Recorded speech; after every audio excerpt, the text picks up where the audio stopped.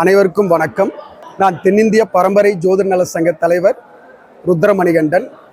எங்கள் சங்கம் பார்த்தீங்கன்னா, இந்த சங்கத்தில் 1000க்கு மேற்பட்ட உறுப்பினர்கள் இருக்கிறாங்க.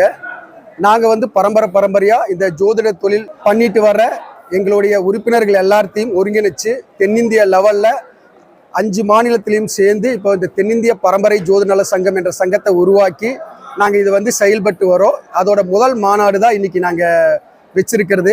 இதில் 1000க்கு மேற்பட்டோர் கலந்துட்டாங்க. 5 மாநிலத்திலிருந்தும் வந்திருந்தாங்க.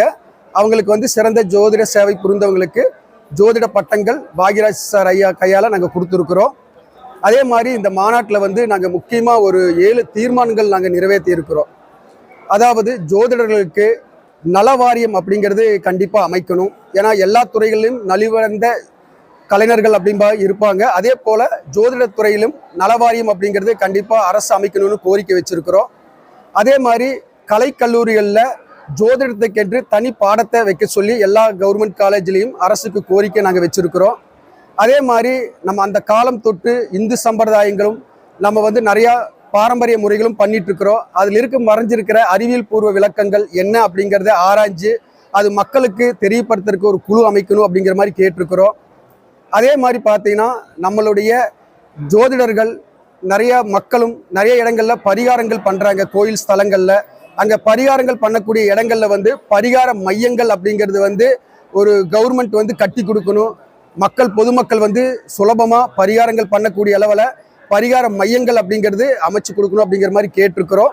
இந்து சமய அறநிலைத்துறையில் இருக்கக்கூடிய கோயில்களில் நன்கு ஜோதிடம் தெரிந்த ஜோதிடர்களை ஒரு அரசு ஊழியர்களாக அங்கே நியமிக்கணும். ஜோதிடர்கள் அந்த கோயில் சம்பந்தப்பட்ட விஷயங்களை கவனிச்சுக்கிறதுக்கு, அந்த நல்ல நேரம் அதெல்லாம் பார்க்கறதுக்கு ஒரு நல்ல ஜோதிடர்களை அரசு ஊழியர்களாக அங்கே நியமிக்கணும் அப்படிங்கிற கோரிக்கைகள் நாங்கள் வச்சிருக்கிறோம். அனைத்து ஜாதியினரும் அர்ச்சகராகலாம் அப்படிங்கிற ஒரு அமைப்பு இருக்கு.